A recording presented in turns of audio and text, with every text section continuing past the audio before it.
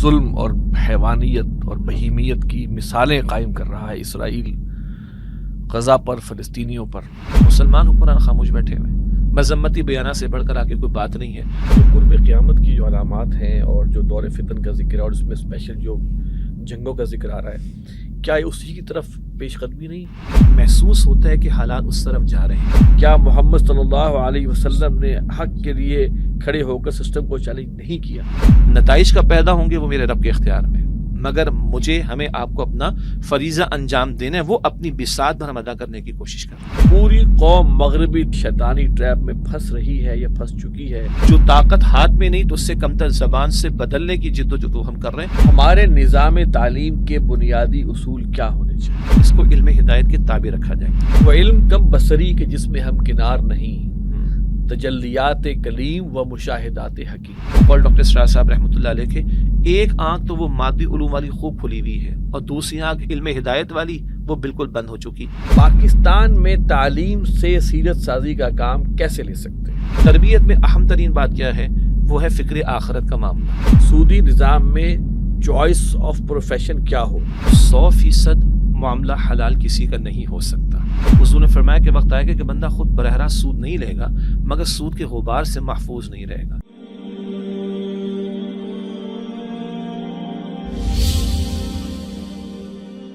نحمدہ و نصلی علی رسولہ الکریم۔ محترم ناظرین، السلام علیکم ورحمۃ اللہ وبرکاتہ۔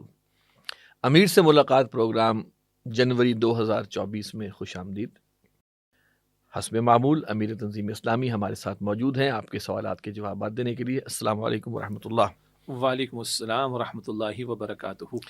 محترم ناظرین، آپ کو پتہ ہے کہ یہ جو ہمارا پروگرام ہے پچھلے تقریباً 1.5-2 سال سے الحمدللہ باقاعدگی سے ماہانہ بنیاد پر ہو رہا ہے، اور ہم آپ سے کہتے ہیں کہ آپ ہمیں سوالات بھیجیں تنظیم اسلامی کے حوالے سے، حالات حاضرہ کے حوالے سے، یا اور کسی عنوان کے لحاظ سے آپ سوال پوچھ سکتے ہیں۔ ہم امیر تنظیم سے آپ کا سوال پیش کریں گے اور جواب حاصل کریں گے۔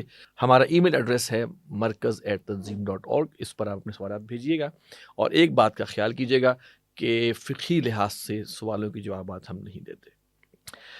سن 2024 شروع ہو چکا جی، اور جس المیہ کے ساتھ 2023 اختتام پذیر ہوا اس المیہ سے نجات نہیں مل رہی، اور وہ ہے اس وقت جو ظلم اور حیوانیت اور بہیمیت کی مثالیں قائم کر رہا ہے اسرائیل غزہ پر، فلسطینیوں پر۔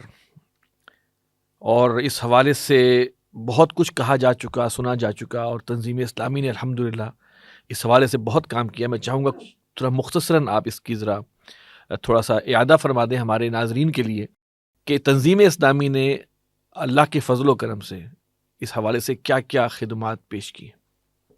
بسم اللہ الرحمن الرحیم، اللہم صلی علی محمد وعلی آل محمد وبارک وسلم، ربی یسر ولا تعسر وتمم بالخیر۔ یقیناً اس سوال کا جو ایک مقصد ہے وہ رفقائے تنظیم کے لیے بھی اور ہمارے احباب کے لیے بھی ایک معلومات کی فراہمی ہی نہیں بلکہ مزید کچھ کرنے کا جذبہ ہمارے اندر پیدا ہو، اس کی یاد دہانی میں سمجھتا ہوں کہ اس سوال کے جواب کی صورت میں ہونی چاہیے۔ ورنہ یہ بات کہ تنظیم اسلامی نے یہ کیا اور تنظیم اسلامی نے وہ کیا، نہ یہ ہمارے استاد ڈاکٹر اسرار صاحب رحمۃ اللہ علیہ کا مزاج تھا، نہ اس کی ایس سچ کوئی ضرورت ہے۔ لیکن بعض مرتبہ کچھ باتوں کا ذکر اس لیے بھی ہوا کرتا ہے کہ کہیں اگر کسی ذمہ داری کی ادا کرنے میں کمی ہے یا خدا نخواستہ بے حسی کا معاملہ ہے تو احساس ضیاع پیدا ہو، اور اگر کچھ کیا جا چکا ہے تو اس سے مزید کچھ کرنے کا جذبہ ہمارے اندر پیدا ہو۔ 7 اکتوبر 2023 سے یہ جو معاملہ شروع ہوا، اور اب 3 مہینے سے زیادہ جب یہ پروگرام ہمارے ناظرین دیکھ رہے ہوں گے تو تقریباً 3 مہینے سے زیادہ گزر چکا ہے۔ تو بہرحال جس کو قرآن کریم ہمیں امر بالمعروف و نہی عن المنکر کے فریضے کے ذیل میں سمجھاتا ہے وہ امت کی ذمہ داری ہے۔ تو جو وسائل اور صلاحیت اللہ تعالیٰ نے عطا فرمائی کہ ایک طرف اپنے مظلوم بھائیوں اور بہنوں اور بچوں کے لیے آواز کو بلند کرنا، اور دوسری طرف اسرائیل کی طرف سے جو ظلم برپا کیا گیا ہے، لفظ ظلم بھی شاید اس وقت چھوٹا محسوس ہوتا ہے، درندگی کا معاملہ ہے، حیوانیت کا معاملہ ہے، اور اس سے آگے اتنا کہ عالمی ضمیر بھی اس وقت اس کو جھنجھوڑا گیا ہے، اور اس میں سے آپ دیکھیں گے کہ بعض غیر مسلم بھی اسرائیل کے خلاف آواز بلند کر رہے ہیں۔ تو ایک طرف یہ آواز بلند کرنا اور اس کے تعلق سے مسلمانوں میں امت کا درد پیدا ہونا، اور امت کے عوام کو بھی اور امت کے حکمرانوں کو بھی متوجہ کرنا اپنی ذمہ داری کے ادا کرنے کے تعلق سے۔ تو خطابات جمعہ، electronic media, print media, social media, اسی طریقے پر بہت سارے اور امور کو تو ہم انجام دے رہے ہیں 7 اکتوبر کے بعد سے.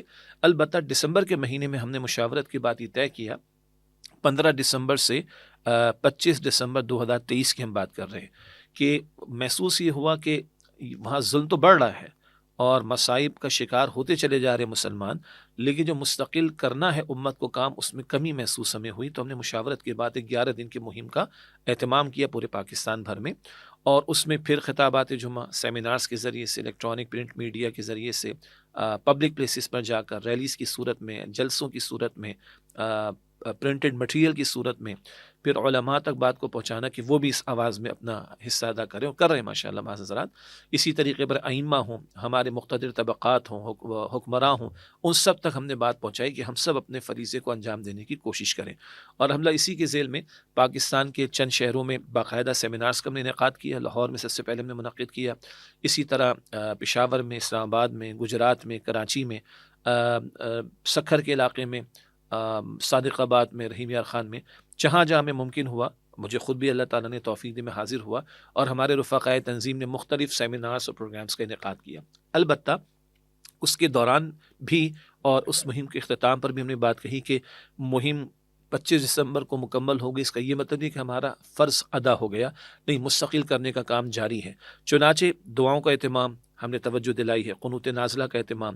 اسی طریقے پر ہم اپنے بچوں کی ذہن سازی کریں. بہت سے لوگوں کو اندازہ نہیں کہ جہاں حرم مکی ہے، حرم مدنی ہے، اسی طرح حرم اقصی بھی ہے، اور جس طرح کوئی مسلمان گوارہ نہیں کر سکتا کہ مسجد حرام یا مسجد نبوی کے 1 انچ پر کوئی قبضہ کرے، تو کوئی مسلمان گوارہ نہیں کر سکتا کہ مسجد اقصی کے 1 انچ پر کسی کا قبضہ ہو. فقہا کے اسلامی وقف اسلامی ہے اور اس کی حفاظت فرض ہے مسلمانوں پر. اور گویا حماس کے مجاہدین ہوں اور دیگر فلسطین کے مسلمان ہوں، وہ گویا ایک فرض کفایہ امت کی طرف سے ادا کر رہے ہیں. تو اقصی کی تاریخ، فلسطین کی تاریخ، اسرائیل غاصبانہ طور پر قائم ہوا اس کی تاریخ، ظلم ستم جو برپا ہوا اس کی تاریخ، یہ ہم نے عام کیا کہ ہم اپنے بچوں کو، اپنے نوجوانوں کو پڑھائیں. اور شوق شہادت کا پیدا ہونا، جذبہ شہادت کا پیدا ہونا، جذبہ جہاد کا پیدا ہونا. اسی طریقے پر جو ان کے ساتھ مالی تعاون ہو سکتا ہے، بعض ادارے کام کر رہے ہیں تنظیم اسلامی کے پلیٹ فارم سے، پہلے بھی ہم نے بیان کیا. الخدمت فاؤنڈیشن ہے، خبیب فاؤنڈیشن ہے، دارالعلوم کرنگی کراچی مفتی تقی عثمانی صاحب کی سرپرستی میں، ان اداروں کو ہم نے اپنے مشاورت کے بعد ریکمنڈ کیا. جماعت اسلامی کا مرکز منصورہ وہاں پہ بھی، جی بالکل، اور الخدمت فاؤنڈیشن بیسیکلی جماعت اسلامی کے حضرات لے کے چل رہے ہیں. تو ان اداروں کو ہم نے ریکمنڈ کیا، جو بھی کر رہے ہیں ہم نے کہا اپنے اس فریضے کو تو انجام دینے کی ہم کوشش کریں. تو یہ باتیں پہلے بھی ہم نے کی. پھر عوامی سطح پر حکمرانوں کے سامنے مطالبے کو رکھنا، یہ مستقل رکھ رہے ہیں تقاریر کے ذریعے سے اور انداز سے کہ حکمرانوں کے پاس بہرحال طاقت ہے، قوت ہے. آپ دیکھیں نا کہ غیر مسلم ممالک میں 8 لاکھ بندہ لندن میں کھڑا ہو جاتا ہے، یہ تماچا مسلمانوں کے منہ پر. ساؤتھ افریقہ جا کر انٹرنیشنل کورٹ کے اندر مقدمہ دائر کرتا ہے اسرائیل کے خلاف، ظلم کے خلاف اس کے اور نسل کشی کے تعلق سے. مسلمان حکمران خاموش بیٹھے ہوئے، مذمتی بیانات سے بڑھ کر آگے کوئی بات نہیں ہے. اس پر ہم نے کہا کہ پھر ہماری ذمہ داری بنتی ہے کہ حکمرانوں کو بھی توجہ دلائیں، وہ بھی اللہ کے بندے ہیں، نبی صلی اللہ علیہ وسلم کے امتی ہیں، اور امت کا درد محسوس کرنا، اس کے لیے آواز بلند کرنے سے آگے بڑھ کر عملاً کچھ اقدامات کرنا، مالی امداد سے بڑھ کر، اخلاقی امداد سے بڑھ کر، مذمتی بیانات سے بڑھ کر، عسکری قوت کے ذریعے سے ان کے ساتھ تعاون کرنا، یہ حکمرانوں کے کرنے کے کام ہے. ان کاموں کی توجہ ہم مستقل دلاتے رہے ہیں، دلا رہے ہیں اور دلاتے رہیں گے. اور اس حوالے سے ہم چاہتے ہیں کہ یہ مستقل زندہ رکھا جائے اس ایشو کو. ہم اپنی بساط بھری کوشش کر رہے ہیں، اور دیگر علماء اور دینی اجتماعیتوں سے بھی تقاضا کرتے ہیں کہ اس مسئلے کو زندہ رکھ کر اپنے حصے کا کام ہم جاری رکھیں انشاءاللہ. اس میں ابھی جو کچھ دن پہلے حماس کی طرف سے ایک ریکویسٹ بھی آئی ہے جی کہ اس معاملے کو زندہ رکھا جائے، جی اور مظاہرے وغیرہ کیے جائیں تاکہ یہ چیز جو ہے وہ یہ نہ ہو کہ لوگ اس کو خدا نہ خواستہ کئی معمول نہ سمجھیں. اللہ اس بے حسی سے بچائے کہ 200 لاشوں کا گرنا اور شہادتوں کا ہونا شاید یہ بھی اب ہمیں ہلا نہیں رہا ہے. حالانکہ 100 بندہ اگر شہید ہو رہے ایک دن کے اندر، اکثر ان میں عورتیں اور بچوں کے لاشیں ہیں. مطلب ایک جان مسلمان کی کس قدر قیمتی اللہ کی نگاہ میں. حضور فرماتے ہیں کہ کعبے سے زیادہ ایک مسلمان کی جان اللہ کی نگاہوں میں قدر و قیمت رکھتی ہے. تو ہم ایسے بے حس تو نہ ہو جائیں کہ 100-200 کی خبر پڑے تو شاید ہمیں کچھ احساس ہو. مزید یہ کہ پوری دنیا کا امن اسٹیک پر ہے. آپ دیکھیے اسرائیل لبنان میں وہ حملے کر رہا ہے، حماس کے سینئر رہنما کو بلکہ نائب سربراہ کو شہید وہاں پر کیا گیا، شیخ صالح کو. اسی طرح وہ اپنی جارحیت کو اور آگے بڑھا رہا ہے. تو عرب ممالک کو بھی سوچنا چاہیے کہ مسئلہ صرف فلسطین کا نہیں ہے، ان کی بادشاہت اسٹیک پر جائیں گی اور یوں پھر پورا عالمی امن جو ہے وہ خطرے میں پڑ جائے گا. اس اعتبار سے مسلمانوں کو اپنے حصے کا کام کرنا چاہیے، غیرت ایمانی کا، حمیت دینی کا ثبوت پیش کرنا چاہیے. یہ وہ مستقل کوشش ہے جو اللہ نے ہمیں توفیق عطا فرمائی کہ تنظیم اسلامی کے پلیٹ فارم سے ہم کر رہے ہیں اور کرتے رہیں گے انشاءاللہ. اچھا، کیا آپ یہ سمجھتے ہیں کہ یہ جو قرب قیامت کی جو علامات ہیں اور جو دور فتن کا ذکر ہے اور اس میں اسپیشل جو جنگوں کا ذکر آ رہا ہے، یہ جو چیزیں ہو رہی ہیں اب کیا اسی کی طرف پیش قدمی نہیں؟ دیکھیے، جو مناظر احادیث مبارکہ کے مطالعے کی روشنی میں ہمارے سامنے آتے ہیں اور جس میں مستقبل میں یہ عالمی سطح پر جنگوں کا سلسلہ شروع ہونا، ملحمۃ الکبریٰ، ملحمۃ العظمیٰ یا آرمگڈون جسے کہا گیا بائبل کے اندر، یقیناً محسوس ہوتا ہے کہ حالات اس طرف جا رہے ہیں. البتہ پن پوائنٹ کر کے تو ہم کچھ نہیں کہہ سکتے، لیکن اپنے حصے کا جو کام آج کرنا ممکن ہے وہ تو ہم کریں. بلکہ آپ کی بات بلند ہوتی ہے، مجھے ایک اور خیال ہے جو ہم نے گفتگو میں رکھا اور ہمارے ہاں مختلف سیمینارز میں دیگر علماء بھی اور دیگر حضرات بھی تشریف لائے، اہل علم و دانشور بھی، صحافی حضرات بھی، انہوں نے بھی اس کو ہائی لائٹ کیا. پاکستان کی پوزیشن بڑی اہم ہے. مسلمانان فلسطین بھی توقع ہم سے رکھتے ہیں اور 1967 کی جنگ کے بعد اسرائیل اور عرب کے درمیان جو ہوئی، کچھ فتوحات ملی اسرائیل کو، کچھ علاقے ملے، تو اسرائیلی وزیر اعظم کا بیان تھا کہ ہمارا سب سے بڑا دشمن، نظریاتی دشمن پاکستان ہے. تو اسلامی ایٹمی پاکستان ان کو کھلتا ہے. نتن یاہو کئی مرتبہ کہہ چکا میری خواہش ہے کہ پاکستان کی ایٹمی صلاحیت کسی طور پر ختم ہو جائے. تو فلسطین کے مظلوم مسلمانوں کو بھی اگر توقع ہے تو اسلامی ایٹمی پاکستان سے، اور اسرائیل کے مقتدر طبقات کو بھی خطرہ ہے تو جو ہے وہ پاکستان سے. اور حماس کے سربراہ اسماعیل ہنیہ کا بیان بھی آیا تھا 6 دسمبر 2023 کو کہ اگر پاکستان کوئی جواب دے اور آواز بلند کرے تو اسرائیل باز آ سکتا ہے. اس تناظر میں پاکستان کی اہمیت بہت بڑھ جاتی ہے. اور وہ جو مستقبل کا منظرنامہ جس کو بانی تنظیم اسلامی ڈاکٹر اسرار صاحب نے بہت عام کیا علیہ رحمہ، میں ناظرین کو اور ہمارے ساتھیوں کو ریکمینڈ کروں گا، جو ان کے گلف وار کے دور کے خطابات ہیں جو اردو میں بھی اور انگریزی میں بھی ٹرانسلیٹ ہوئے، سابقہ اور موجودہ مسلمان امتوں کا ماضی، حال اور مستقبل. انگریزی میں اس کا ترجمہ لیسنز فرام دا ہسٹری کے عنوان سے موجود. اور وہ احادیث مبارکہ پیش کرتے ہوئے یہ نکتہ کہ وہ جو عالمی منظر نامے پر بات عالمی خلافت کے قائم ہونے کی آئے گی، جناب عیسیٰ علیہ السلام کا نزول ہے، جناب مہدی کی تشریف آوری ہے، تو ان کی مدد کے لیے خراسان کے علاقے سے فوجیں چلیں گی. رسول اللہ علیہ السلام کے دور کا خراسان، یہ پاکستان افغانستان کا علاقہ بڑا حصہ یہ اس دور کا خراسان ہے. وہ بھائی یہاں کچھ ہوگا تو یہاں سے کچھ افواج ان کی مدد کے لیے جاری ہوں گی. اس اعتبار سے ہم مسلمانوں نے پاکستان کو سمجھنا چاہیے. پاکستان کس شب میں اللہ تعالیٰ نے دیا؟ ایٹمی صلاحیت اللہ تعالیٰ نے ہمیں دی، میزائل ٹیکنالوجی بہترین اللہ نے دی، وسائل اللہ نے ہمیں عطا فرمائے.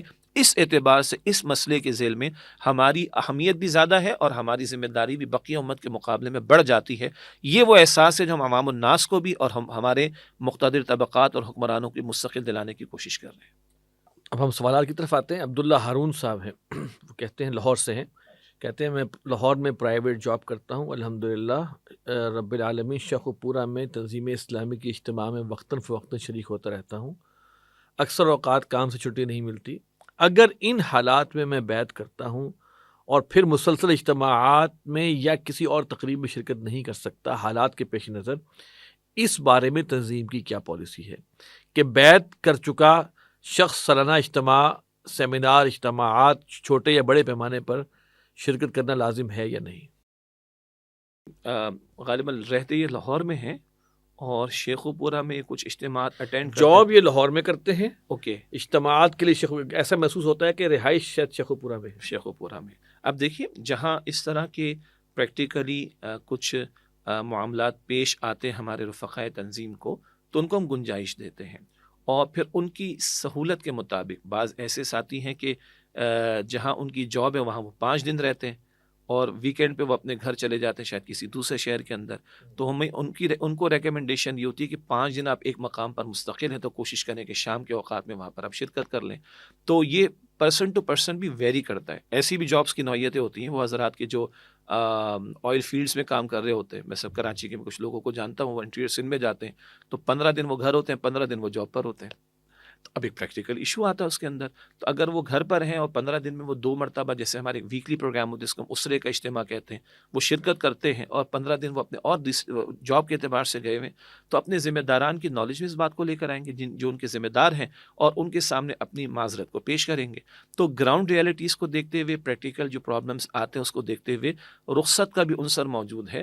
البتہ پھر ہم یہ کہتے ہیں کہ جہاں فزیکلی آپ اجتماعات اٹینڈ کر سکتے ہیں وہاں اٹینڈ کریں, جہاں فزیکلی اٹینڈ کرنا ممکن نہیں ہے وہاں بہت کچھ اور کرنے کو آپ کے پاس موجود ہے. مثلا مطالعہ لٹریچر کی بات ہے, بانی تنظیم اسلامی ڈاکٹر سعد صاحب کے ویڈیوز کو سننے کا معاملہ ہے. پھر یہ کہ ٹیکنالوجی کی وجہ سے کچھ چیزیں آسان بھی ہو گئی ہیں, کہیں آن لائن کبھی شرکت کر سکتے ہیں. ایک مقام پر آپ 15 دن ہوتے ہیں اور وہاں فزیکل شرکت کرتے ہیں, 15 دن آپ وہاں نہیں ہوتے, اگر کوئی کنیکٹیوٹی ایسی مل جاتی ہے کہ آپ اس میں آن لائن شرکت کر سکتے ہیں تو نہ ہونے سے کچھ ہونا بہتر ہوتا ہے.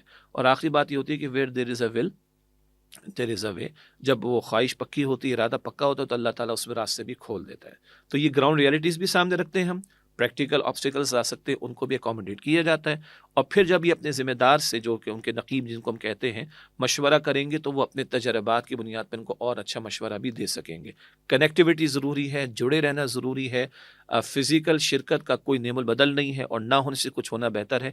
ان سارے امور کو سامنے رکھتے ہوئے شرکت کریں گے, انشاءاللہ فائدہ ہوگا. اصل میں لوگ بیعت کے لفظ سے نا بہت ساری وہ چیزیں سمجھ لیتے ہیں کہ بس اب تو پھنس گئے.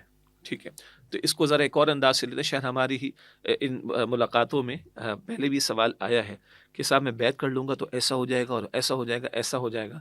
تو ہم کہتے ہیں کلمہ پڑھ کر تو ایسا سب کچھ آلریڈی ہو چکا ہے, ہونا چاہیے. نہیں آلریڈی ہو چکا ہے. ہاں. ان لوگ کہتے ہیں کہ تنظیم اسلامی میں شامل ہوں گا تو کیا کرنا ہوگا. تو میرا ون لائنر ہوتا ہے کہ کچھ نیا نہیں کرنا ہوگا. وہ سارے تقاضے جو دین نے آپ پر رکھے ہیں, انفرادی ذمہ داریوں کے اعتبار سے, اجتماعی ذمہ داریوں کے اعتبار سے, وہ تو کرنے ہی کرنے ہیں. ہاں یہ اجتماعیت میرے آپ کی ضرورت تو ہے, مگر یہ سپورٹیو ہے مجھے اور آپ کو ہمارے فرائض کو انجام دینے میں معاونت کرنے کے اعتبار سے. تو کوئی یہ کہتے ہیں جی بیعت کر لوں گا تو میں پھنس جاؤں گا, تو میں کہوں گا کہ بھائی آلریڈی آپ اور میں کلمہ ادا کر کے پھنس چکے ہیں. وما خلقت الجن والانس الا ليعبدون. اور جب میں کہہ دیتا ہوں اشہد ان لا الہ الا اللہ واشہد ان محمد رسول اللہ صلی اللہ علیہ وسلم, تو میں نے اپنے آپ کو گویا پابند تو کر لیا ہے. اب اس کے لیے کیا کرنا ہے, وہ دینی فرائض ہم بار بار بیان کرتے ہیں, اور ان دینی فرائض کو ادا کرنا اکیلے ممکن نہیں, تو جماعت جوائن کرنا اس کے لیے لازم ہے, اور پھر جماعت کے میکینزم کے مطابق چلیں گے تو صحیح طرح اپنے فرائض کو انشاءاللہ انجام دے سکیں گے. عبدالفتاح صاحب, عبدالفتاح پشاور, السلام علیکم ورحمۃ اللہ وبرکاتہ. میرے 3 سوال ہیں. نمبر 1, میں سرکاری کالج کا طالب علم ہوں, اور چونکہ حکومت سود پر مبنی معیشت پہ چلتی ہے, تو کیا میں سود پر تعلیم حاصل کر رہا ہوں جبکہ ہم داخلہ فیس ادا کرتے ہیں, باقی کوئی ماہانہ فیس نہیں ہے. یہ سرکاری کالج میں ایسا ہوتا ہے, تو وہ یہ سمجھ رہے ہیں کہ یہ سود پر تعلیم حاصل کریں. ایک سوال. دوسرا سوال یہ ہے, سودی نظام میں چوائس آف پروفیشن کیا ہو, کیونکہ چور کے لیے گاڑی چلانا بھی تو اس چوری میں شامل ہونا ہی ہے. اور تیسرا سوال ذرا ڈفرینٹ ہے بھارت, سود کے خاتمے کے لیے آپ کے کیا اقدامات ہیں, اور اس میں ہم آپ کی کس طرح مدد کر سکتے ہیں. جی, پہلی اصولی بات تو یہ ہے کہ جب باطل نظام ہو, شریعت اسلامی نافذ نہ ہو, تو 100% معاملہ حلال کسی کا نہیں ہو سکتا. یہ اصولی بات ہے. اسی لیے ڈاکٹر اسرار صاحب بانی تنظیم اسلامی علیہ رحمہ فرماتے تھے کہ جب ہم اس نظام میں جی رہے ہیں جہاں شریعت اسلامی نافذ نہیں ہے, تو انڈر پروٹیسٹ جئیں گے, منیمم پر اپنے آپ کو رکھنے کی کوشش کریں گے, اور اپنی میکسیمم ایفرٹس کو اس نظام باطل کے بدلنے پر لگائیں گے. اب میں اس کو اور ایلیبوریٹ کر دیتا ہوں. ہم میں سے کوئی شخص انڈائریکٹلی سود سے بچا ہوا نہیں ہے. اور یہ تو حدیث میں بھی ہے نا. ہاں, حدیث مبارک ابن ماجہ میں, ابو داؤد شریف میں حضور نے فرمایا کہ وقت آئے گا کہ بندہ خود براہ راست سود نہیں لے گا, مگر سود کے غبار سے محفوظ نہیں رہے گا. اب انہوں نے کالج کی بات کی ہے. بھائی جس سڑک پر آپ بس میں بیٹھ کے یا موٹر سائیکل پر بیٹھ کے کالج جاتے ہو, وہ سڑک بھی گورنمنٹ نے بنا رکھی ہے. درمیان میں کوئی پل آئے گا, وہ پل بھی گورنمنٹ نے بنا رکھا ہے. جو بجلی آپ کے کالج میں, کیا آپ کے ہماری مسجد میں استعمال ہو رہی ہے, وہ بھی گورنمنٹ کے قائم کیے ہوئے جو بھی پروجیکٹس ہیں ان کے ذریعے سے آ رہی ہے. سودی پروجیکٹس کے ذریعے. اس کپڑے میں لگا ہوا ہے, یہ جو میں سانس لے رہا ہوں اس میں بھی سود آ رہا ہے. تو 100% تو کسی کا معاملہ اس وقت حلال نہیں ہے. یہ تسلیم کرتے ہوئے اب جو اپنی ضروریات ہیں وہ ہم پورا کریں گے حلال طریقے پہ میکسیمم اس کو, اور اپنی ایفرٹس کو لگائیں گے. یہ جو غلطی ہو رہی ہے ڈاکٹر صاحب کہتے ہیں اس کا کفارہ ادا کرنے کے لیے, تو کفارہ ہے غلبہ دین کی جد و جہد میں اپنے آپ کو کھپانا, تاکہ اگر دین غالب ہو جائے گا تو یہ مسئلہ ختم, اور اگر آج میری موت واقع ہو جائے تو میں اللہ کے سامنے اپنی معذرت پیش کر سکوں کہ اللہ ڈائریکٹلی تو میں بچ رہا تھا, جو اگلے سوال میں بھی ہم آئیں گے, مگر انڈائریکٹلی تو میں انوالو تھا. یہ اس کا کفارہ ہے جو ہمیں ادا کرنا ہے. اب اگلی بات انہوں نے چوائس آف پروفیشن کی بات کی ہے, سودی نظام میں رہتے ہوئے. کیوں چور کے لیے؟ کیونکہ چور کے لیے گاڑی چلانا بھی تو اس کے ساتھ چوری میں شامل ہونا جی ہی ہے نا. گویا کہ ہے کہ پھر تو آپ ہم اسمارٹ فون استعمال کرتے ہیں, اسمارٹ فون پہ ٹیکس ڈیڈکٹ ہوتا ہے, ٹیکس جاتا ہے گورنمنٹ کے پاس, اور گورنمنٹ اگر بہت سارے امور غلط انجام دے رہی تو میں تو انڈائریکٹ سپورٹ کر رہا یعنی ہوں, کہ ان کا سینسٹیوٹی ہم اس کی تائید کریں گے کہ اچھی بات اپریشیٹ ہے کریں گے. کہ سینسٹیو ہیں آپ کے ذہن میں ہے, ماشاء تو اللہ اللہ اس بات کی بھی توفیق دے کہ آپ اس نظام کو بدلنے کے لیے کسی اجتماعیت میں آئے. شامل ہوں. ماشاء اللہ. اور چوائس آف پروفیشن وہی ہے کہ آپ ایسے پروفیشن کو, جاب کو, کیریئر کو, بزنس کو, بزنس ایکٹیویٹی کو, اکنامک ایکٹیویٹی کو پرسو کرنے کی کوشش کریں جہاں ڈائریکٹلی آپ سود میں انوالو نہ. جیسے حدیث مبارک ہے نا مسلم شریف میں, نبی علیہ الصلوۃ والسلام نے لعنت فرمائی سود لینے والے پر, دینے والے پر, معاہدہ گواہ بننے والے پر, اور معاہدہ لکھنے والے پر. فرمایا کہ چاروں برابر کے شریک ہیں. تو یہ ضرب جہاں پڑ رہی ہے, یہ اچھی تو سود کا معاملہ ہے, حرام کی شکلیں اور بھی ہیں, اس سے میں ابھی بحث نہیں کر رہا اس تعلق سے, لیکن ڈائریکٹلی تو وہ ہٹ نہ ہو رہا ہو, تو ایسی جاب یا کیریئر کے جہاں ڈائریکٹلی انوالومنٹ نہیں ہے اس کو پرسو کریں, اس کی کوشش کریں. اور وہ بات کہ 100% کسی کا حلال نہیں, اس کے کفارے کے لیے غلبہ دین کی جد و جہد کے لیے اجتماعی زندگی گزارنا ضروری. اور تیسرا جو ان کا تھا کہ ہم کیا کر رہے ہیں, جی اور اچھا, ہم اس میں ہم آپ کی مدد کس طرح کر سکتے ہیں؟ جی بہت اچھا سوال ہے. پہلی بات تو یہ ہے کہ دیکھیے ہمارے پیش نظر یہ ہے کہ انقلابی جد و جہد کے ذریعے نظام کو بدلنے کی جد و جہد کرنا. نمبر ایک, اس دوران میں جب تک انقلاب نہیں آتا تو ہم بدی کو اپنے ہاتھ سے بدلنے کی بھی کوشش کریں گے. جتنے فورمز پر اس سودی نظام کے خلاف بات کرنا ممکن ہے بات کریں گے. اس کے بدلنے کے لیے انٹرم پیریڈ میں اگر کچھ اور امکانات ہیں, مثلا ہمارے بھائی کے علم میں ہوگا کہ تنظیم اسلامی نے بھی, اور پھر جماعت اسلامی کے حضرات اور وکلا بھی ہمارے ساتھ تھے, ہم نے اس کو کورٹ میں فائٹ کیا ہے, اور اس کی تفصیل ہے جو تنظیم اسلامی کے فورم اور سے. یہ فائٹ کرنا بیدی میں آتا ہے. جی یہ بالکل. اور اس سے ہم بات کر رہے ہیں کہ جن کے ہاتھوں میں اقتدار موجود ہے, اور اگر وقت کی عدالت ایک ججمنٹ دے رہی ہے تو وہ حکمرانوں کو گویا کہ ڈائریکشن دیتی, عمل نہیں کرو وہ الگ بحث ہے, وہ ان کو پھر اللہ کو جواب دینا ہے, لیکن وہ ڈائریکشن دے سکتی ہے.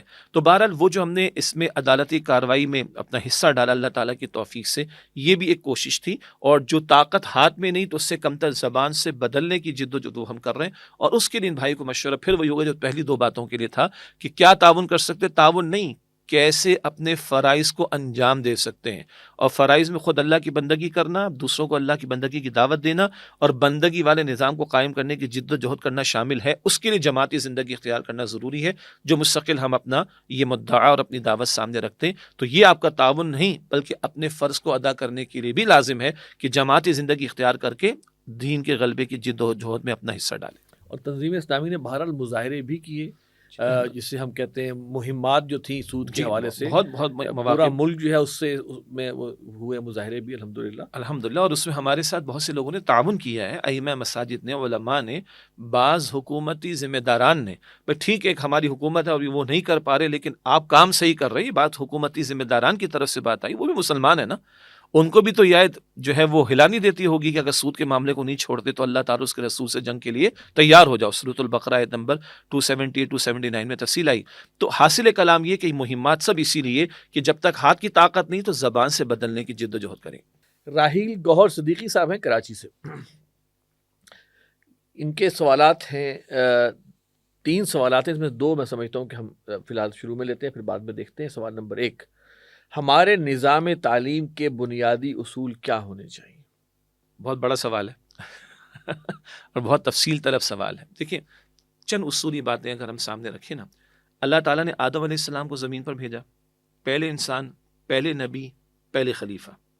2 علوم دیے, علم الاسماء بھی دیا اور علم ہدایت بھی دیا. اشیاء کا علم مراد جس کو ہم عصری علوم کہتے ہیں, زمین پر خلافت قائم ہونی ہے تو زمین کے وسائل کا علم بھی ہونا ضروری ہے اور مسائل کا علم ہونا بھی ضروری ہے. تو علم الاسماء بھی اللہ تعالیٰ نے ان کو دیا. سورۃ البقرہ آیت نمبر 31 میں تفصیل. پھر اللہ تعالیٰ فرما رہا ہے سورۃ البقرہ ہی کی آیت نمبر 38 میں فَإِمَّا يَأْتِيَنَّكُم مِّنِّي هُدًى فَمَن تَبِعَ هُدَايَ فَلَا خَوْفٌ عَلَيْهِمْ وَلَا هُمْ يَحْزَنُونَ. جب جب تمہارے پاس میری طرف سے ہدایت آئے، جو میری ہدایت کی پیروی کریں گے، ایسے لوگوں کو نہ کوئی خوف ہوگا نہ وہ غمگین ہوں گے. تو آپ دنیا جہاں کے ڈسپلنس پہ تعلیم دیں اور تعلیمی عمل کو جاری رکھیں، کوئی ایشو نہیں. مگر پہلے دن سے کہا تھا کہ اس کو علم ہدایت کے تابع رکھا جائے. یہی بات آخری وحی جو نبی علیہ السلام کو عطا ہوئی، آخری کلام قرآن حکیم عطا ہوا، اس کی پہلی وحی کی پہلی آیت میں بتائی گئی اقرا بسم ربک الذی خلق. پڑھیے مگر اپنے رب کے نام کے ساتھ. اس وقت ایشو کیا ہے؟ مغرب نے بڑی ترقی کی ہے، مادی علوم میں بڑی ترقی کی ہے، لیکن اگر آپ دیکھیں تو بڑے مسائل سے وہ بیچارے آج بھی گزر رہے ہیں. وجہ کیا ہے کہ ایک آنکھ بقول ڈاکٹر اسرار صاحب رحمۃ اللہ علیہ کے، ایک آنکھ تو وہ مادی علوم والی خوب کھلی ہوئی ہے اور دوسری آنکھ علم ہدایت والی وہ بالکل بند ہو چکی. اسی لیے انگریز مفکر کے بڑے مشہور الفاظ ہیں، وہ کہتے ہیں کہ ہم نے ہوا میں اڑنا سیکھ لیا، پرندوں کی طرح جہاز بنا لی، آج ہم چاند پر پہنچنے کی بات ہو چکی. زمین میں جا کے کہتا ہے کہ ہم نے سمندر میں جا کے مچھلی کی طرح تیرنا سیکھ لیا، ہم نے سب میریز بنا لی. اوپر اڑ رہے ہیں پرندوں کی طرح، سمندر کی تہہ میں جا کے تیر رہے ہیں مچھلیوں کی طرح. زمین پر انسان بن کر زندگی گزارنا ہمیں نہیں آیا. تو انسان کو انسان بنانے والی شے وہ اللہ کی عطا کردہ ہدایت ہے. تو ہمارے نظام تعلیم میں اصل اصول کیا ہوگا؟ جتنے ڈسپلنس میں پڑھانا ہے پڑھائیے، مگر اس کو وحی کی تعلیم کے تابع رکھنے کی کوشش کی جائے. نمبر 1. دوسری بات، اب آپ کے میرے ملک میں اس وقت کچھ 13 سے زیادہ نظام ہائے تعلیمات چل رہے ہیں، جن میں جناب 0 فیس سے لے کر اب بلکہ ایسے بھی اسکولز ہیں کہ جہاں بچوں کو کچھ دے کر بھی پڑھایا جا رہا ہے کہ چلو ان کی سپورٹ ہو جائے گی. تو 0 فیس سے لے کر ڈالرز تک میں پیمنٹ ہو رہی. تو ہم گویا کہ اتنے مائنڈ سیٹ اس ملک کے اندر قائم کر رہے ہیں. ہم کہتے ہیں کہ نہیں، اس امتزاج کے ساتھ تعلیم کا معاملہ ہونا چاہیے کہ سرٹن لیول، آپ اس کو میٹرک کہہ لیں، آپ اس کو انٹرمیڈیٹ کہہ لیں. سعودیہ میں یہ ماڈل ہے، البتہ ان کو پرابلمز ہیں جب وہ جاتے ہیں انٹرنیشنل یونیورسٹیز کی طرف. خیر وہ میں ڈسکس نہیں کر رہا، لیکن ماڈل کیا ہے کہ ایک کنٹمپریری ایجوکیشن کا سلیبس ہے، وہ سارے بچے پڑھیں گے، اور اسی کے ساتھ بیسک قرآن کی تعلیم، حدیث کی تعلیم، فقہ کی تعلیم، سیرت کی تعلیم وہ پڑھیں گے. اب آفٹر میٹریکولیشن یا انٹرمیڈیٹ اس بچے کا ایپٹیٹیوڈ، اس کے پیرنٹس کی خواہش، اس کا اپنا خواہش کا معاملہ کہ آیا یہ میڈیکل میں جانا چاہتا ہے، انجینئرنگ میں جانا چاہتا ہے، تو بیس اس کے پاس موجود ہے. نہیں، یہ بچہ فقہ میں آگے جانا چاہتا ہے، تفسیر میں آگے جانا چاہتا ہے، حدیث میں آگے جانا چاہتا ہے، بیسک علم اس کے پاس موجود ہے. تو کچھ اس طرح کے امتزاج کی کوشش کرنا ضروری ہے. اگلی بات یہ ہے کہ نظام تعلیم جو ہے نا، اس کو کمرشل نہ ہونے دیا جائے.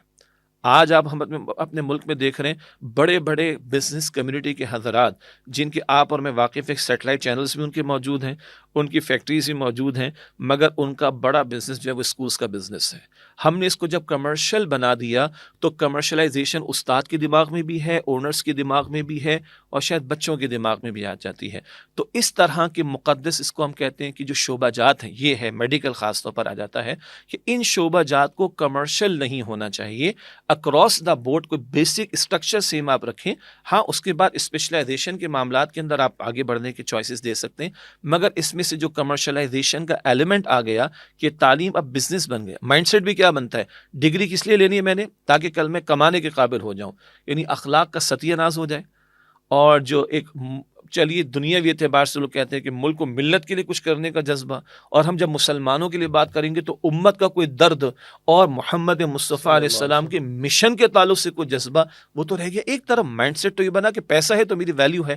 تو اس کو، اس کے کمرشل ایلیمنٹ کو ہٹانے کی جو ہے وہ ضرورت ہے. بارے اس میں بہت کچھ کلام ہوا ہے، بہت سارے حضرات نے کیا ہے. اصل اصول یہ ہے کہ علوم دنیاوی جس کو ہم کہہ دیتے ہیں عصری تعلیم، اس کو علم ہدایت کے تابع کرنے کی کوشش، ایک سرٹن لیول تک سارے بچوں کو پورے ملک کے ایک ہی تعلیم کے نظام سے گزارا جائے. پھر ان کے ایپٹیٹیوڈ کے مطابق وہ فلاں ڈسپلن میں جانا چاہتے ہیں تو وہ جائیں، بیس ان کے پاس اس کے اندر موجود ہوگی. اور تیسرا میں نے گزارش کی ہے کہ اس میں سے جو کمرشل ایلیمنٹ ہے یا کمرشلائزیشن کا ایلیمنٹ ہے، اس کو نکالے بغیر تعلیم کا تزکیہ ہو نہیں سکے گا. ایک شعر میں ذہن میں آ رہا تھا، ہمارے پروفیسر تھے فلاسفی کے، پروفیسر بختیار حسین صدیقی رحمہ اللہ، وہ کہا، انہوں نے شعر سنایا تھا، وہ علم کم بصری کے جس میں ہم کنار نہیں، تجلیات کلیم و مشاہدات حکیم. یہ دونوں چیزوں کو انہوں نے اس میں جوڑا تھا.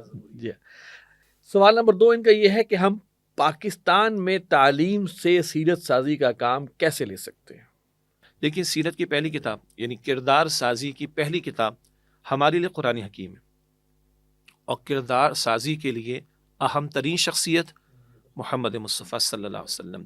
تو کتاب جمع سنت رسول کہیں، کتاب جمع صاحب کتاب کہیں، ان کو کس طرح ہم سسٹم میں لا سکتے ہیں. چلیے اپریسیشن کی ایک میں بات کر دوں، جو کہ نظام میں آنے کی حد تک تو بات ہو چکی ہے، شاید ہمارے اس فورم پر بھی بات آئی ہو، کہ ہم یہ چاہیں گے کہ ہمارے ان بچوں کو اسکول لائف میں ہم قرآن حکیم کے بنیادی پیغام سے گزاریں. ٹھیک ہے، اور اللہ کا شکر ہے آپ کے بھی علم میں شاید ہم پہلے کبھی بات کر چکے ہوں کہ ایک کراچی کا ادارہ دل فاؤنڈیشن کے نام سے وہاں میں بھی منسلک رہا ہوں، اور اس ادارے کے تحت ایک کوشش کی گئی کہ ایک ایسا قرآن حکیم کا نصاب مرتب ہم کریں کہ جو ہم اپنے اسکولوں کے طلبہ و طالبات کو پڑھائیں، اور قرآن کا بنیادی پیغام فرقہ واریت اور اختلافی مسائل سے مائنس شدہ وہ ہم ان کو دے سکیں. اللہ کا شکر ہے وہ کام ہوا، اور پاکستان کے تمام معروف مکاتب فکر کے علماء نے اس پر اتفاق کیا. وفاقی حکومت کی وزارت تعلیم کے تحت یہ کام ہوا، 2020 میں سب نے سائن آف کیا، اور اس وقت پاکستان میں فیڈرل لیول پر، کے پی اور پنجاب کے لیول پر یہ نظام تعلیم میں آ چکا ہے. اور 2023 میں اس کی بنیاد پر متفقہ ترجمہ قرآن حکیم کا اس کی بنیاد پر گریڈ 9 اور 11 میں 50 نمبر کا کمپلسری پیپر بھی ہو چکا، اور 2024 میں پنجاب کے پی میں گریڈ 9 سے گریڈ 12 تک اس کا ایک کمپلسری پیپر 50 نمبر کا ہر سال ہوگا. تو یہ پازیٹیو بات ہے. البتہ ابھی معیار مطلوب پر آنے میں وقت لگے گا. تو ایک قرآن حکیم کو، سیرت نبوی کو صلی اللہ علیہ وسلم شامل کریں. بڑی پیاری بات ایک صاحب نے کہی اور اچھی لگی مجھے، کہ سیرت پڑھایا جانا، سیرت النبی صلی اللہ علیہ وسلم کا پڑھایا جانا، یہ پڑھانے کے اعتبار سے بھی بڑا آسان ہے، سمجھنے کے اعتبار سے بھی بڑا آسان ہے، اور عملاً زندگی سے متعلق بہت زیادہ ہے. قرآن حکیم کا ترجمہ تشریح پڑھانا، بہرحال اس کے لیے ایک بیسک کوالیفیکیشن چاہیے. احادیث کا فقہی مسائل پڑھانا ذرا مشکل معاملہ ہے، لیکن سیرت کا معاملہ نسبتاً آسان ہے. اگر یہ ایک تو کتاب جمع سیرت نبوی ایڈ ہو، نمبر 1، اور نمبر 2 یہ کہ جن اساتذہ کے حوالے کروڑوں بچے ہم نے کر رکھے ہیں، کچھ ان کی بھی تربیت کا اہتمام کیا جائے. اور پھر تربیت میں اہم ترین بات کیا ہے، وہ ہے فکر آخرت کا معاملہ. میں جھوٹ کیوں نہ بولوں بھائی، جھوٹ بولتا ہوں تو میرے کرتوتوں پہ پردہ بھی پڑتا ہے، اور جھوٹ بول کر میں مال بھی بنا لیتا ہوں. لیکن مانتا ہوں اندر اس کی فطرت کہتی جھوٹ ہے غلط. اب کیا شے مجھے جھوٹ بولنے سے روکے گی؟ وہ ہے آخرت کا یقین. وہ قرآن سے آئے گا، وہ رسول اللہ علیہ السلام کی سیرت سے آئے گا. یہ چیز اگر تربیت کے انداز سے ہم بلٹ ان کریں گے تو ہم نظام تعلیم کے ذریعے سے نصاب کو بھی، اور نصاب پڑھانے والوں کو اس سے زیادہ اہم بات ہے، اپنے طلبہ و طالبات کی کردار سازی کا ذریعہ بنا سکیں گے انشاءاللہ. عارف نبی صاحب ہیں، ان کا تعلق ہے مقبوضہ کشمیر، گویا بھارت سے. ان کے سوالات 2-3 ہیں، لیکن میں اس میں ایک سوال فی الحال لے رہا ہوں.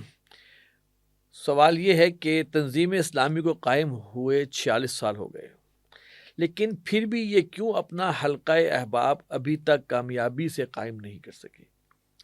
جماعت اسلامی اپنا چھوٹا موٹا ہی صحیح، لیکن ایک حلقہ احباب قائم کرنے میں کامیاب رہی ہے. اس کا نشریاتی ادارہ بھی ہے، طلبہ تنظیم بھی ہے، اسٹریٹ پاور بھی ہے، اور اس کی تعلیمی اداروں میں پہنچ بھی ہے. تنظیم اسلامی اس لیول کی تنظیم کیوں نہیں بن سکی؟ پہلی بات یہ ہمارے بھائی مقبوضہ کشمیر سے ہیں، اور جہاں پر بھارت کا غاصبانہ قبضہ ہے. اللہ تعالیٰ ان بھائی اور بہنوں کے لیے آسانی کا معاملہ رکھے، اور ہمیں ان کا بھی درد نصیب فرمائے. دوسری بات یہ ہے کہ ہمارے بھائی نے جماعت اسلامی کے ساتھ کمپیئر کرنے کا ذکر اپنے سوال میں کیا. جماعت اسلامی مولانا سید ابو الاعلیٰ مودودی علیہ رحمہ نے قائم فرمائی، اور کوئی شک نہیں کہ تصنیف کے میدان میں، فکر اسلامی کی تجدید کے میدان میں اللہ نے بڑا ان سے کام لیا. اور اس میں بھی کوئی شک نہیں کہ پاکستان میں ملک گیر سطح پر ایک بڑی منظم جماعت ہے، اور جس نے بہت سارے شعبہ جات زندگی میں پینیٹریشن کیا، جس کا ہمارے بھائی نے ذکر بھی فرمایا. ہمارا جو اختلاف ہے بنیادی طور پر انتخابی سیاست کے میدان میں جماعت اسلامی کا آ جانا اس تعلق سے ہے، اور اختلاف ہم علمی انداز سے رکھتے ہیں. البتہ جہاں بھی ہمارا کوئی مسلمان بھائی دین کے لیے محنت کر رہا ہے، ہم وہ ہمارا بھائی ہے، اس کے لیے ہمارے دل میں وسعت بھی ہونی چاہیے اور ہم دعا بھی کریں گے. اور اچھا ہے کہ اختلافات کو علمی انداز سے قریب آ کر ڈسکشن میں لایا جائے تو شاید کوئی اشتراک کے بھی راستے کھل سکیں انشاءاللہ تعالی. اور مشترکہ امور کا جیسے میں نے ذکر کیا کہ جماعت اسلامی نے، تنظیم اسلامی نے مل کر انسداد سود کا کیس فائٹ کیا پاکستان کے اندر.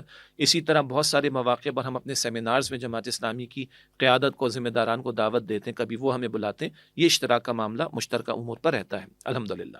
اب آئیے 46 سال جیسے ہمارے بھائی نے ذکر کیا تنظیم اسلامی کے تعلق سے، تو بہرحال ہمیشہ وہ کہتے ہیں نا there are always chances of improvement والی بات ہے.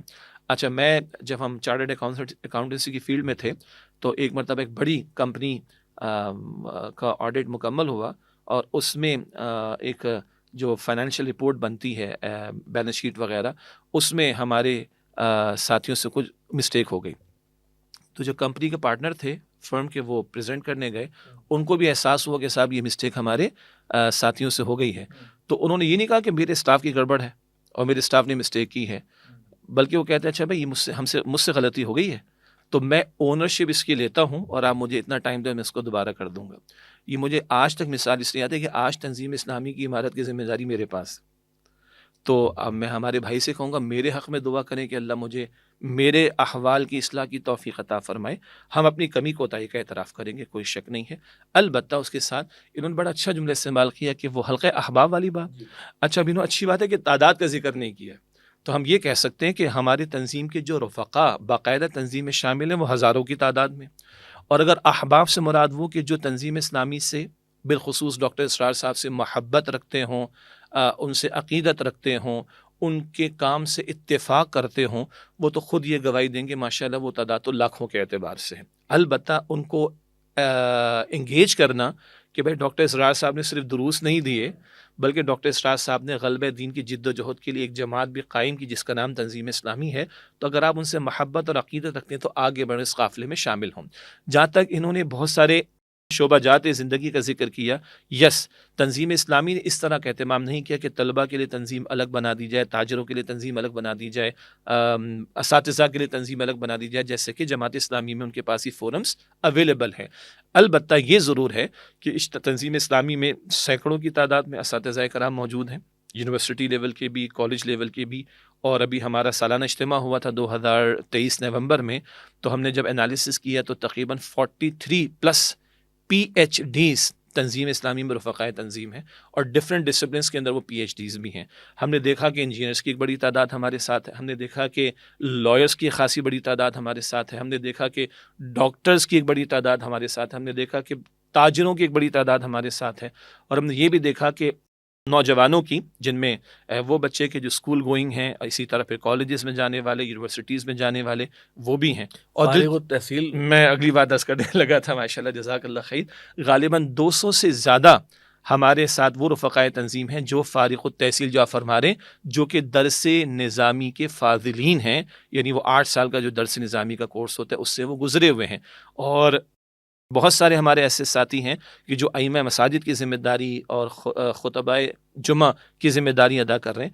تو یہ وہ حلقہ احباب ہے الحمدللہ. اسی طرح خواتین کا بھی ایک نظم گو کہ دینی مزاج اور ستر حجاب کے احکامات کا ٹھیٹ لحاظ رکھتے ہوئے اس کو ہم نے قائم رکھا. تو الحمدللہ یہ سارے مختلف شعبہ جات سے، پروفیشن سے تعلق رکھنے والے حضرات بھی تنظیم میں شامل ہیں.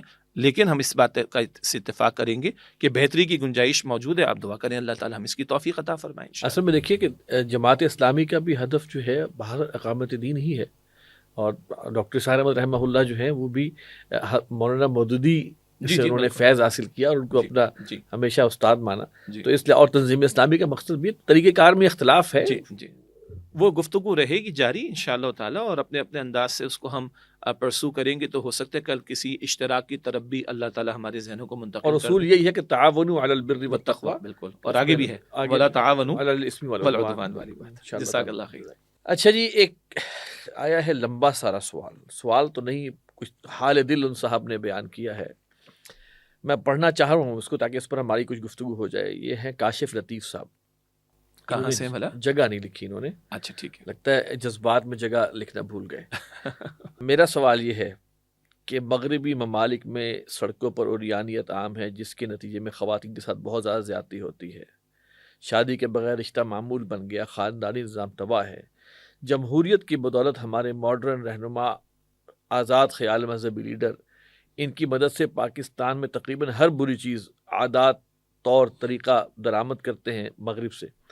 البتہ اس آزاد میڈیا کے کردار کو نظر انداز نہیں کیا جا سکتا کہ ہمارے پڑوسی ممالک، دونوں ممالک میں اسلامی نظام ہے، اب یہ شاید ایران کی بات کر رہے ہوں گے۔ ہماری گلیاں بے حیائی کے لباس میں ملبوس خواتین سے بھری ہوئی ہیں، غیر محرم کے ساتھ کندھے سے کندھا ملا کر کام کر رہے ہیں، جس سے بہت جلد ہی خواتین کے ساتھ زیادتی کی شرح بھی بڑھ سکتی ہے۔ ہر جگہ مجسمے ہیں، بغیر سود کے ملک نہیں چل سکتا۔ یہاں تک کہ ہماری پارلیمنٹ میں LGBTQ سے متعلق قوانین پاس ہوئے ہیں۔ پوری قوم مغربی طرز زندگی یا شیطانی ٹریپ میں پھنس رہی ہے یا پھنس چکی ہے۔ یہ ملک کسی طرح بھی مسلم ملک نظر نہیں آ رہا۔ میں جب مذہبی رہنماؤں، خاص طور پر نظام اسلامی کے رہنماؤں کو خاموش دیکھتا ہوں تو کیا یہ سب قابل قبول ہے؟ سسٹم کو چیلنج کرنے والا کہیں نظر نہیں آتا۔ کیا محمد صلی اللہ علیہ وسلم نے حق کے لیے کھڑے ہو کر سسٹم کو چیلنج نہیں کیا؟ پہلی بات تو ہے کہ ہمارے ان بھائی کے جذبات کی ہم قدر کرتے ہیں کہ منکرات کو دیکھ کر جو ایک بندہ مومن کی کیفیت ہونی چاہیے اس کا اظہار انہوں نے اپنے سوال میں کیا ہے، یعنی چہرے کا رنگ تو بدلے، اور بلکہ اللہ کے رسول علیہ السلام کو غصہ کب آتا تھا؟ حضرت عائشہ رضی اللہ تعالیٰ عنہ فرماتی ہیں کہ حضور نے اپنے ذاتی معاملات میں کبھی کسی سے انتقام نہ لیا، نہ غصے کا اظہار فرمایا، لیکن جب اللہ کی حدود میں سے کوئی حد ٹوٹتی تو سب سے بڑھ کر غصہ خود اللہ کے رسول کو آتا تھا صلی اللہ علیہ وسلم۔ تو یہ تو عین ہمارے دین کے تقاضا ہے کہ منکرات کو دیکھ کر میرا دل کڑنا چاہیے، میرے چہرے کا رنگ بدلنا چاہیے، اور اس کے خلاف میری نفرت ہونی چاہیے، منکرات کے خلاف، اور اس کو بدلنے کے لیے کچھ نہ کچھ مجھے اپنے حصے کا کام کرنا چاہیے۔ پھر انہوں نے رسول اللہ صلی اللہ علیہ وسلم کا ذکر فرمایا جس سے مجھے اب مزید جواب دینے میں آسانی ہے۔ ہمارے بھائی غور فرمائیں کہ شرک سب سے بڑا گناہ ہے، اور خانہ کعبہ میں 360 بت رکھے ہوئے تھے۔ اب یہ بڑا حساس نقطہ ہے اصل میں۔ 13 سال تک آغاز وحی کے بعد حضور مکہ مکرمہ میں رہے صلی اللہ علیہ وسلم، آپ نے کسی بت کو تو نہیں توڑا۔ یہ بڑا حساس نقطہ ہے۔ حضرت عمر رضی اللہ تعالیٰ عنہ جیسی شخصیت ایمان لے آئے، اور جنہوں نے جب ہجرت فرمائی تھی تو کہا کہ کسی نے اپنی بیوی کو بیوہ کروانا ہو، بچوں کو یتیم کروانا تو آئے عمر کا راستہ روک لے، لیکن ابھی تو بت نہیں توڑے اللہ کے رسول علیہ السلام نے۔ یہ وہ نقطہ ہے حکمت کا بھی اور محمد مصطفیٰ علیہ السلام کی میتھڈالوجی کا بھی، جس کو میں سمجھتا ہوں کہ ان بھائی کو دیکھ لینا چاہیے۔ اور اس تعلق سے بارہا ہم نے ذکر کیا کہ ڈاکٹر اسرار صاحب بانی تنظیم رحمۃ اللہ علیہ، ان کا جو خطاب ہے رسول انقلاب کا طریق انقلاب، ویسے تو ان کے معروف ہیں، وہ آڈیو میں ملیں گے، منہج انقلاب نبوی، 11 خطبات جمعہ کتابی شکل میں وہ تفصیل ہو جائے گی، 2.5 گھنٹے کا خطاب، یہ سرچ کر کے سن لیں۔ رسول انقلاب کا طریق انقلاب صلی اللہ علیہ وسلم، کیوں 13 برس تک ان کو گوارا کیا، کیوں ایک بت نہیں توڑا نبی علیہ الصلوۃ والسلام نے، کیوں صحابہ میں امیر حمزہ ایمان لے آئے ہیں، عمر فاروق ایمان لے آئے رضی اللہ تعالیٰ عنہما، ایک بت نہیں توڑ، کیوں برداشت کیا؟ یہ وہ حکمت اور فلسفہ سیرت النبی ہے صلی اللہ علیہ وسلم، جس کو سمجھنے کی ہمیں ضرورت ہے۔ ہیونگ سیڈ دس، جہاں تک ان منکرات کے خلاف، پھر اصولی بات جو ہم نے پچھلے جواب میں بھی ذکر کیا، اللہ کے رسول علیہ السلام نے 3 درجات بیان فرمائے نا، بدی کو دیکھو تو اپنے ہاتھ سے بدل دو، اگر ہاتھ کی طاقت ہے تو زبان سے بدلو، فلیغیرہ، بدلو، اور زبان کی بھی طاقت نہیں تو دل میں برا جانو، لیکن یہ ایمان کا کمزور ترین درجہ ہے۔ تو آج اگر ہمارے پاس طاقت نہیں ہاتھ سے بدلنے، گھر میں ہے تو گھر میں تو طاقت چلا سکتا ہوں میں، کیا محلے والے کے بچے کو طاقت سے روک سکتا ہوں؟ محلے کے نوجوان کو طاقت سے روک سکتا ہوں؟ نہیں، وہ نظام کے پاس طاقت ہے، تو پھر نظام کو بدلنے کی جد و جہد کرنا ہمارا فرض بنتا ہے۔ لیکن اگر ہاتھ سے بدلنے کی طاقت نہیں تو زبان سے تو بدلوں۔ ان منکرات کے خلاف الحمدللہ ڈاکٹر اسرار صاحب رحمۃ اللہ علیہ خوب گفتگو کرتے تھے، بے حیائی کے خلاف بات کرتے تھے، یہ سودی دھندوں کے خلاف بات کرتے تھے، سود کی حرمت کے حوالے سے تذکرہ کرتے تھے، اور منکرات کے حوالے سے ستر و حجاب کے احکامات بیان کرتے تھے۔ بڑا لوگوں نے کہ اکبر نام لیتا ہے خدا کا، اس زمانے میں وہ چہرے کے پردے کے بھی قائل تھے، بڑی شد و مت کے ساتھ اس کا ذکر فرماتے تھے۔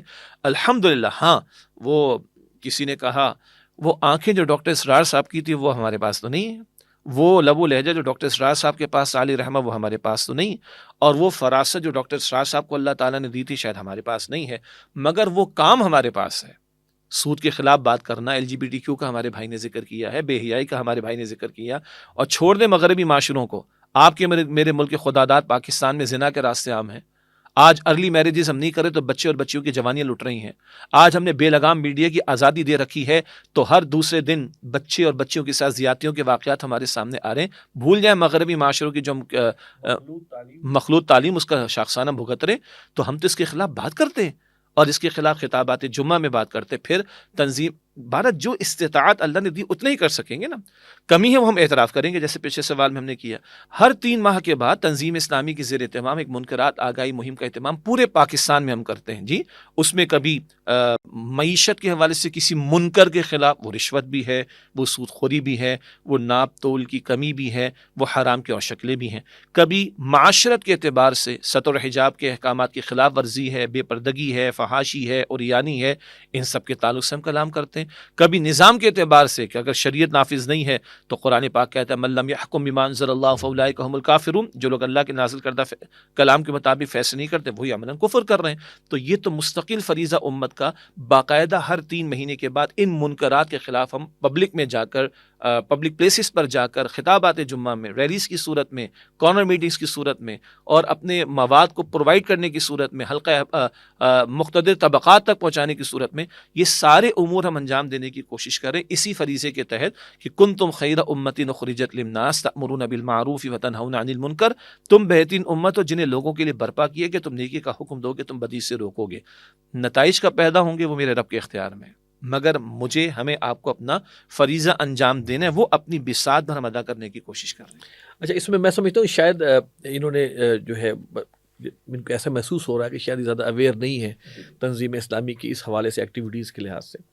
تو پہلی بات تو ہے کہ تنظیم اسلامی کی جو مظاہرے یا اس طرح کی کیمپینز ہوتی ہیں اس میں توڑ پھوڑ نہیں ہوتی, کیونکہ ہوتا یہ ہے کہ توڑ پھوڑ کرو گے تو نیوز میں خبر آئے گی, کوئی FIR کٹیں گی تو خبر آئے گی اخبارات میں, شرافت سے تو کوئی خبر دیتا نہیں. میں آپ کو لطیفہ عرض کر دیتا ہوں, جب ہمارے مظاہرے ہوتے ہیں نا, ریلیز ہم نکالتے ہیں, آپ کراچی کی بات کریں, لاہور کی بات کریں, اسلام آباد کی بات کریں, ہم ٹریفک کو ڈسٹرب نہیں کرتے.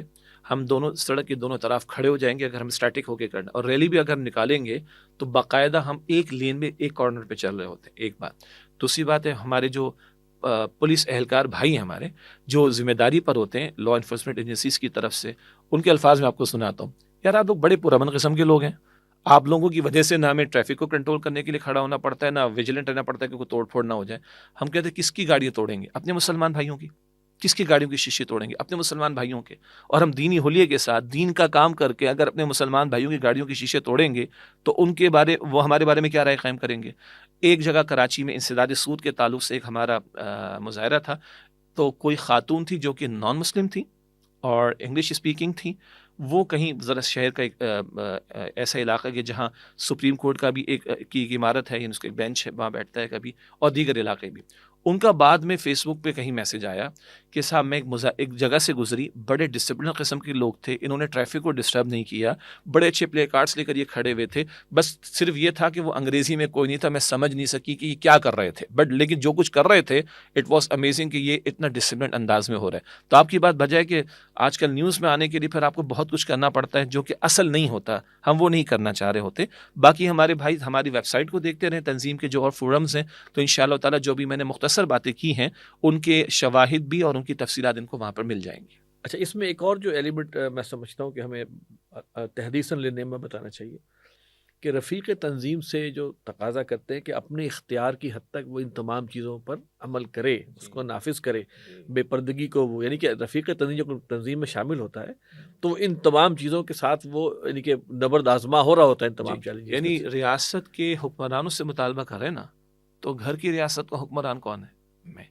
تو جہاں میرا اختیار ہے وہاں تو نافذ کرنے کی کوشش کریں, تو پھر باہر آ کر بات کرنے کا منہ بھی ہوگا نا. بڑی کڑوی بات ہے لیکن حق بات ہے.